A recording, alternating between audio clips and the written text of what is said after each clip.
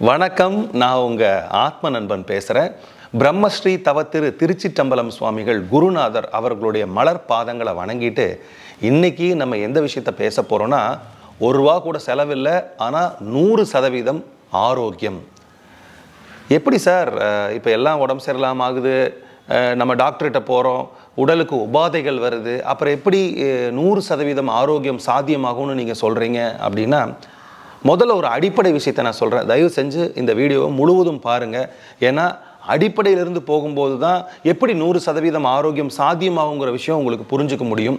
இப்போ நம்ம மனித உடல் முழுவதும் ரத்தம் நிரம்பி இருக்குதுங்கிறது எல்லாத்துக்கும் தெரிஞ்ச விஷயம். இந்த ரத்தம் சுத்த ரத்தமாக இருக்குதா இல்லை அசுத்த ரத்தமாக இருக்குதா அப்படிங்கிறது ரொம்ப ரொம்ப முக்கியமான விஷயம். யாரெல்லாம் நோயில் பீடிக்கப்படுறாங்களோ, நோய்வாய்ப்படுறாங்களோ, சின்ன சின்ன வியாதிகள் வருதோ அவங்களுக்கெல்லாம் ரத்தம் கொஞ்சம் அசுத்தமாயிட்டு இருக்குதுன்னு அர்த்தம். இந்த உடம்புல பிரதானமாக சிறுநீரகங்களும் நம்மளுடைய ஹிருதயமும் நுரையீரலும், இந்த 3 பெரும் உறுப்புகள் பெரிய பெரிய ஒரு வேலையை செஞ்சுட்டு இருக்குது. என்ன அப்படின்னா, நம்ம உடம்பு முழுவதும் நிரம்பி இருக்கிற இந்த ரத்தத்தை சுத்திகரிக்கக்கூடிய, சுத்தம் பண்ணக்கூடிய ஒரு பெரிய பொறுப்பை, பெரிய பணியை அன்றாடம் பண்ணிக்கிட்டே இருக்குது. இந்த ரத்தம் எந்த அளவுக்கு சுத்தமாக இருக்குதோ அந்த அளவுக்கு உறுப்புகள் நல்லா வேலை செய்யும். இந்த ரத்தத்தை உடல் முழுவதும் கொண்டு போய் சேர்க்கிற வேலையை பிராணனும் சேர்ந்து பண்ணுது. பிராணனும் ரத்தமும் சேர்ந்தே உடம்புல ஓடிக்கிட்டு எல்லா பகுதிகளிலையும் முட்டி நின்று அதனோட பணிகளை செஞ்சுக்கிட்டு இருக்குது. என்னோட நிறையா பதிவுகளில் நான் சொல்லியிருக்கிறேன். தசவாயுக்கள் நம்மளோட உடம்புல இருக்குது. இந்த தசவாயுக்களும் 10 விதமாக வேலை செஞ்சு நம்ம உடலோட தேவைகளை பூர்த்தி பண்ணிக்கிட்டு இருக்குதுங்கிறத நான் நிறைய வீடியோவில் சொல்லியிருக்கேன். உங்களுக்கே நல்லா தெரிஞ்சிருக்கும். இந்த ரத்தத்தோட பங்கு என்ன அப்படின்னா, இந்த உடல் முழுவதும் வியாபித்து நம்மளோட இயக்கங்களை கொடுக்கறதுக்கும், நம்மளோட செயல்பாடுகளை தூண்டுறதுக்கும், சக்தியை கொடுக்கறதுக்கும் இந்த விஷயங்களில் அது முன்னேற்பாடாக பண்ணி போய்கிட்டு இருக்குது. சரிங்க சார், 100% ஆரோக்கியத்துக்கு இதுக்கும் என்ன சம்மந்தம் அப்படின்னு கேட்டிங்கன்னா, இந்த ரத்தத்தை சுத்திகரிக்க பண்ணுறதுக்கு பெரும்பங்கு வகிக்குது. அதாவது 60%லேருந்து 70% வேலையை ஒர்க்லோட சிறுநீரகங்கள் தான் எடுத்துக்குது.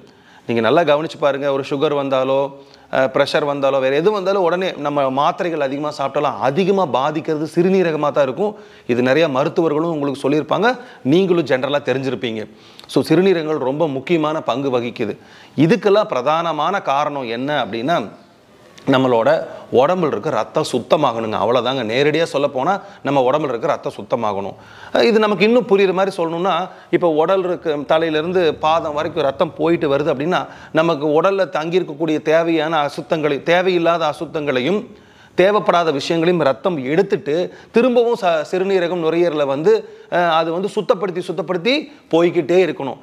எங்கே அது தேவையில்லாத இந்த விஷப்பொருட்கள் ஆகட்டும், டாக்ஸிக் சேருதோ அந்த இடம் நோய்வாய்க்கு உட்படுது, நோய் வருது, நோயில் பீடிக்கப்படுது, உடம்புல சில உபாதைகள் வருது. அப்போ அந்த இடத்துல அந்த அசுத்தங்கள் சேர விடாமல் இந்த ரத்தம் போய் அந்த அசுத்தத்தை எடுத்துகிட்டு அந்த அசுத்தத்தை உடம்புலேருந்து நீக்கிடணும். இதுக்கு தான் நம்ம நிறைய சப்போர்ட்டிங் ஸ்ட்ரக்சர்லாம் கொடுக்குறோம். என்னென்னா, இப்போ நம்ம வேம்பு சாப்பிட்றோம், மஞ்சள் சாப்பிட்றோம், காலையில் வெறும் வயிற்றில் இதெல்லாம் சாப்பிட்றோம், இளநீ குடிக்கிறோம், வெண்பூசணி சாப்பிட்றோம். இதுக்கான காரணம் என்னென்னா, இந்த வெண்பூசணி, இளநீ, இந்த வேம்பு இதெல்லாம் என்ன பண்ணுதுன்னா உடம்புக்குள்ளே போய் ரத்தத்தோட கலந்து தேவையில்லாத நச்சுக்கள் எடுத்துகிட்டு மலத்துலையும் சிறுநீரகத்தையும் வெளியே தள்ளிடுது. சரி, இதெல்லாம் நம்ம ஒரு சப்ளிமெண்ட்ரி மாதிரி கொடுத்துக்க முடியும். ஆனால் பிரதானமாக இருக்கக்கூடிய வேலை என்ன அப்படின்னா, உடலை ரத்தத்தை சுத்திகரிக்கணும். இந்த ரத்தத்தை சுத்திகரிக்கிறதுக்கு எது சார் உபயோகமாகுது அப்படின்னு பார்த்தீங்கன்னா, நிறையா பேருக்கு இது தெரிஞ்சிருக்கும். நான் சொல்லி தான் தெரிஞ்சுக்கணும்னு இல்லை, தெரியாதவர்களுக்கு இந்த விஷயத்தை போய் நம்ம சேர்த்தலாம். என்னோட நிறையா பதிவுகளையும் இப்போ கூட பதிவுகளில் கூட நான் என்ன பண்ணுறேன், சுவாச புரட்சி, சுவாசத்தை இயக்கத்தை அதிகப்படுத்துங்கன்னு சொல்கிறதுக்கு காரணம் என்னன்னா, டிஃபிஷியன்சி ஆஃப் ஆக்சிஜன். இப்போ பாருங்கள், நம்ம இந்த மனித உடலை எடுத்துருக்கிறோம். இந்த உடலை எப்படி சர்வே பண்ணுது, இந்த உடம்பை எப்படி தாங்கிட்டு இருக்குது, எப்படி உயிரோடு இருக்குதுன்னு அதுக்கு காரணமே இந்த பிரபஞ்சத்தில் இருக்கக்கூடிய நிறைய கேஸஸ் இருந்தாலும், நிறைய வகையான வாயுக்கள் இருந்தாலும், எல்லா வாயுக்களையும் நம்ம மூக்கோட இந்த துளை வழியாக உள்ளே போனாலும் நுரையீரல் தனக்கு தேவையான அந்த ஆக்சிஜன்கிற அந்த வாயுவை மட்டும் எடுத்து அதை சுத்தப்படுத்தி இருதயத்துக்கு அனுப்புது. இருதயம் என்ன பண்ணுது, அதை ரத்தத்தோட கலக்கக்கூடிய வேலையை பண்ணுது. எதுக்குங்க இருதயம் ஆக்சிஜன் எடுத்து ரத்தத்தோட கலக்குது அப்படின்னா, அதை ட்ராவல் பண்ணி எடுத்து கொண்டு போய் தேவையில்லாத அழுக்குகளை சுத்தம் பண்ணி கொண்டு வரக்கூடிய பணிவை இந்த ஆக்சிஜன், அதாவது வாயு, நம்ம இனிமேல் ஆக்சிஜனை வாயு, காற்றுன்னு சொல்லிக்கலாம், இல்லைன்னா கேஸ்ன்னு சொல்லிக்கலாம். இந்த விஷயத்தை பண்ணுறதுக்கு இதனோட துணை தேவைப்படுது. இப்போ நீங்கள் நினச்சி பாருங்கள், இவ்வளோ பெரிய பாத்திரம் வச்சுருக்கிறீங்க, இவ்வளோ பெரிய பாத்திரத்துக்கு இவ்வளோ ஒரு சின்ன கண்டெய்னரில் தண்ணி வச்சுருந்தீங்கன்னா எப்படி சுத்தமாக கழுவ முடியும்? இவ்வளோ பெரிய பாத்திரத்தை கழுவணும்னா இவ்வளோ பெரிய கண்டெய்னரில் தண்ணி வச்சுருந்தீங்கன்னா தான் நல்லா சுத்தமாக கழுவ முடியும்.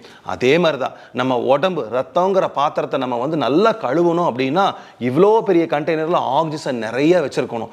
அந்த அளவுக்கு ஆக்சிஜன் இருந்துச்சுன்னா மட்டும்தான் நம்ம அந்த ஆக்சிஜனை சப்ளை பண்ணி உடம்புல இருக்கக்கூடிய ரத்தத்தை சுத்திகரிக்க பண்ண முடியும். சரி சார், இதுக்கு என்ன பண்ணலாம்? இப்போ நான் எப்போவுமே நம்ம வீடியோவில் அதிகமாக சொல்கிறது என்ன, சுவாச புரட்சி, இந்த சுவாச இயக்கம். ஏன்னா நம்ம சாதாரணமாக சுவாசிக்கிறது ரொம்ப ரொம்ப கம்மியாயிருச்சு. நாபி, அதாவது தொப்புளுக்கு கீழே இருக்கக்கூடிய ஒரு விரலுக்கு கீழே இருக்கக்கூடிய அந்த பகுதி நாபியிலிருந்து நம்மளோட மூக்கு வரைக்கும் தான் நம்மளோட உண்மையான சுவாசம் நடக்கணும். ஆனால் நீங்கள் நினச்சி பாருங்கள், இப்போ அது நடக்கிறதில்ல. இன்னும் கொஞ்சம் டெக்னிக்கலாக உள்ளே போனோன்னா இந்த மார்பு பகுதிக்கும் வயிற்று பகுதிக்கும் இடையில உதரவிதானம் அப்படின்னு ஒரு உறுப்பு இருக்குது. இந்த மார்பு பகுதியும் வயிற்று பகுதியும் பிரிக்கக்கூடிய இடமே இந்த உதரவிதானம் தான். சுருங்கி விரிக்கக்கூடிய தன்மை உதரவிதானத்துக்கும் வயிற்றுக்கும் நெஞ்சு தசைகளுக்கும் இருதயத்துக்கும் நுரையீரலுக்கும் இருக்குங்கிற விஷயமெல்லாம் நமக்கு தெரியும். இது எந்த அளவுக்கு சுருங்கி எந்த அளவுக்கு விரியுது அப்படின்னா வேலையே செய்யாத அளவுக்குங்கிற மாதிரி ரொம்ப ரொம்ப கம்மியாக இருக்குது. உண்மையான சுவாசத்தை கொடுத்தோம்னா தான் அந்த நுரையீரல் நல்லபடியாக விரிஞ்சு சுருங்கும், ஹிருதயம் நல்லபடியாக வேலை செய்யும், உதரவிதானம் நல்லபடியாக அமுந்து கொடுக்கும். நம்மளோட ஆக்சிஜன் இன்டேக், அதாவது உள்ளே போகக்கூடிய காற்றோட குவான்டிட்டி அளவு அதிகமாகும் போது நுரையீரல் குஷியாயிரும், ஹிருதயம் குஷியாயிரும், சிறுநீரகங்கள் குஷியாயிரும். அப்பா என் வேலையை சுலபமாக பண்ணிட்டப்பா அப்படின்னு சொல்லி நிறைய தண்ணி கிடச்சுன்னா எப்படி நிறைய பொருள் மேலே ஊற்றி கழுவ முடியுமோ அதே மாதிரி நிறைய ஆக்சிஜன் கிடைக்கும்போது நம்மளோட உடல் ரொம்ப ஆரோக்கியமாக சந்தோஷமாக அந்த வேலையை பண்ணும். இப்போ நீங்கள் தேவையான அளவுக்கு ஆக்சிஜன் எப்போ கொடுக்குறீங்க, அப்போ உடல் வந்து எந்தவித சிரமம் இல்லாமல் அதனோட பணியை நல்லா செய்யும்போது உடல் ஆரோக்கியமாக இருக்கிறது 100% சாத்தியம். அதில் எந்த பிரச்சனையுமே இல்லை. சரி, ஒரு விஷயம் என்னென்னா, நான் இதுக்கு முன்னாடி சொன்ன மாதிரி பாத்திரம் கழுவருக்கு தண்ணி கொடுத்துட்டோம், பாத்திரத்தை கழுவருக்கு ஒரு ஃபோர்ஸை கொடுக்கணும் இல்லையா? அதாவது ரத்தத்தை சுத்திகரிக்கிறதுக்காக நம்ம ஆக்சிஜனை இழுக்கிறோம். அது எப்படிங்கிறது நான் பல வீடியோவில் சொல்கிறேன், திரும்பவும் சொல்கிறேன்.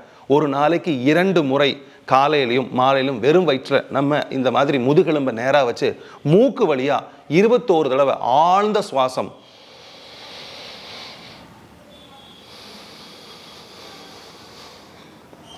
இந்த மாதிரி பண்ணும்போது நீங்களே தெரிஞ்சுக்க முடியும். உங்களோட மார்பு பகுதி நல்லா மேல் நோக்கி வரும், கொஞ்சம் வலி இருக்கிற மாதிரி இருக்கும். இந்த பக்கம் இருக்கக்கூடிய பக்கவாட்டு ரிப்ஸ்ன்னு சொல்லுவோம், பக்கவாட்டு எலும்புகள் நல்லா விரிவடைஞ்சு கொடுக்கும், நுரையீரல் நல்லா விரிவடைஞ்சு கொடுக்கும், உங்களோட சிறுநீரகங்கள் நல்லா வேலை செய்யும், உங்களுக்கு யூரின் போகிற பிரச்சனை இருக்காது, யூரின் போகிற எரிச்சல் இருக்காது, டாய்லெட் நல்லா போகும், உங்களோட ஜீரண சக்தி பலப்படும், நீங்கள் ஆரோக்கியமாக புத்துணர்ச்சியாக இருப்பீங்க. உங்கள் குழந்தைகளுக்கு, தெரிஞ்சவங்களுக்கு, தெரியாதவங்களுக்கு எல்லாத்துக்குமே சொல்லிக் கொடுங்க இந்த சுவாச புரட்சியை. காலையில் 21 தடவை சுவாசிக்கணும், இதே மாதிரி சாயந்தரம் 21 தடவை சுவாசிக்கணும். கொஞ்ச நாள் போனால் 3 தடவை சுவாசிச்சிங்க, இன்னும் ஆரோக்கியமாக இருக்க முடியும். இது நம்ம சுவாசத்தை நமக்கு கிடைக்கிறது. சரி, இதை எப்படி சார் கொண்டு போய் சுத்தப்படுத்துறதுக்கு சேர்த்தோம்னா அதுக்கு ஒரு வழி இருக்குது. என்னென்னா, இதை மட்டும் சொல்லி நான் இந்த பதிவை முடிக்கிறேன். ஏன்னா இது ரொம்ப ரொம்ப முக்கியமான விஷயம். முதல் பார்ட்டு குவான்டிட்டி ஆஃப் ஆக்சிஜன் கிடச்சிருச்சு, எப்படி உபயோகப்படுத்தணும், எப்படி சுத்தப்படுத்தணுங்கிற விஷயத்தையும் சொல்லிடுங்க சார் அப்படின்னா அப்போ தான் ₹1 கூட செலவில்லாமல் 100% ஆரோக்கியத்தை நம்மளால் சாத்தியப்படுத்த முடியும்.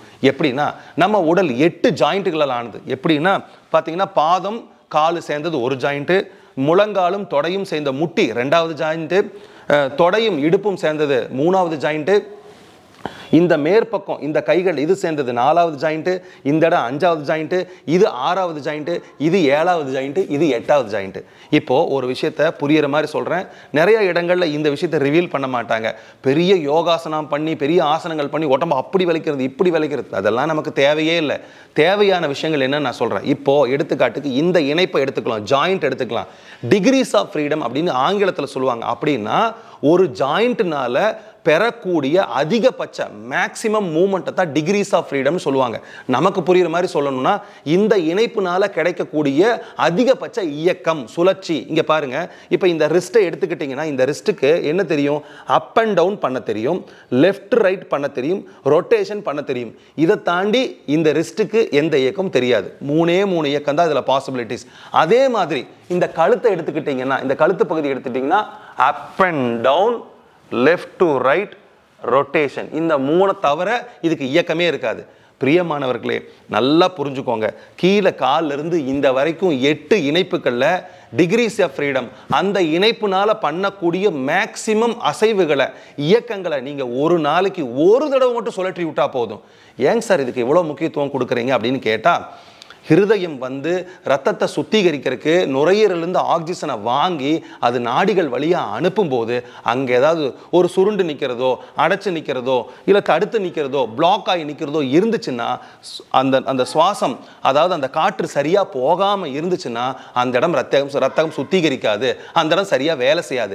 ஸோ அந்த ரூட்டை கிளியர் பண்ணி விடுதுங்க, அவ்வளோதாங்க. இன்னும் நமக்கு தெளிவாக சொல்கிறதா, ஒரு பைப் இருந்துன்னா அந்த பைப்புக்குள்ளே அடைப்பு இருந்துன்னு வச்சுங்களேன், அந்த அடைப்பை கிளியர் பண்ணி விடணும். நீங்கள் நல்லா கவனிச்சு பாருங்கள், ஒரு பைப்பை நீங்கள் கண்டுக்காமே விட்டுட்டீங்க, அது வழியே தண்ணி போய்கிட்டே இருக்குது, ரொம்ப நாள் ஆனால் என்ன ஆகும், பாசம் பிடிச்சிக்கும், அழுக்கு வந்துடும், இதெல்லாம் பண்ணும். ஆனால் ரெகுலராக அந்த பைப்பை நீங்கள் ஏதாவது ஒரு குச்சி விட்டு க்ளீன் பண்ணிக்கிட்டே இருந்தீங்கன்னா அந்த பைப்பில் போகக்கூடிய ஃப்ளோ பர்ஃபெக்டாக பக்காவாக இருக்கும்.